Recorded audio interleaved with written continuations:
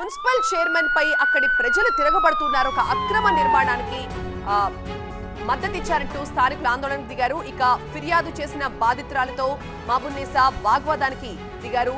అక్కడ ఉద్రిక్త పరిస్థితి తలెత్తినట్టుగా తెలుస్తోంది. అక్రమ కట్టడంపై ఒక మహిళ మున్సిపల్ చైర్మన్ కి ఫిర్యాదు చేశారు. దీంతో నేరుగా స్పాట్ కు వెళ్లారు. ఆమె వివరాలు అడిగి తెలుసుకున్నారు. అయితే అక్రమాలు జరిగితే చర్యలు తీసుకుంటామని చెప్పారు. ఈ క్రమంలో మీడియా ప్రతినిధులపై ఆగ్రహాన్ని వ్యక్తం చేయడంతోనే ఈ వివాదం రాజుకుంది.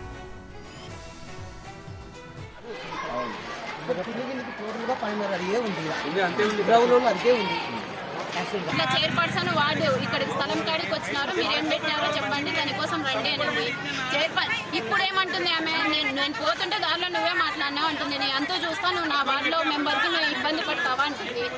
ఇంకొకటి నా కన్స్ట్రక్షన్ అక్కడ ఉంది, గోడ కానుకొని ఉంది, నేను బయటికి లాగుతాను, నేను ఎంతో చూస్తా అని అతను చెప్తున్నాడు. యాక్చువల్గా అతను నిన్నగాక ముందు సచివాలయం సిబ్బంది ముందనే అందరు ఉన్నారు, నిన్ను తొక్కి నీ శవం పైననే ఇల్లు కడతా అన్నాడు. ఇప్పుడేమో వాళ్ళు మేమే బ్లాక్మెయిల్ చేసినాము, మేమే టీడీపీ అది ఇది. అసలు రాజకీయం ఏంది? ఇక్కడ టీడీపీ వాళ్ళు అనే వాళ్ళు ఎవరున్నారో నాకు తెలియదు, వైఎస్ఆర్సీపీ వాళ్ళు ఎవరున్నారో మాకు తెలియదు. మున్సిపల్ సిబ్బంది కానీ కొలతలు వేశారు, దాంట్లో డాక్యుమెంట్ ఏ ప్రకారం ఉందో ఆ డాక్యుమెంట్ ప్రకారం అయితే కొలతలు అయితే కరెక్ట్గా ఉన్నాయని చెప్పి టౌన్ ప్లానింగ్ సెక్షన్ వాళ్ళు అయితే చూసి కొలతలు వేయడం జరిగింది. ఇంకా అప్రూవల్ ఒకటి ప్రాబ్లం ఉంది, అది వేసుకునేంత వరకు ఒకవేళ మీరు స్టార్ట్ చేస్తే మేము ఏదైనా ఉంటే డెమాలిషన్ చేస్తామని కానీ హెచ్చరించడం జరిగింది. రోడ్ ఏంటి మనం పైనుంచి కింద వరకు ఒక చోట ఒకలాగా ఒక చోట ఒకలాగా అంటే రోడ్డు అందుకే ఇంకొకటి ఏంటి అంటే ఇప్పుడు అదే అందరూ డౌట్లు క్లియర్ చేశారు. ఎందుకంటే ఇక్కడ పక్కన 12 అడుగులు రోడ్డు ఉంది, ఇక్కడికి వచ్చేందుకు ఏదో డాక్యుమెంట్లో 16 అడుగులు ఉంది.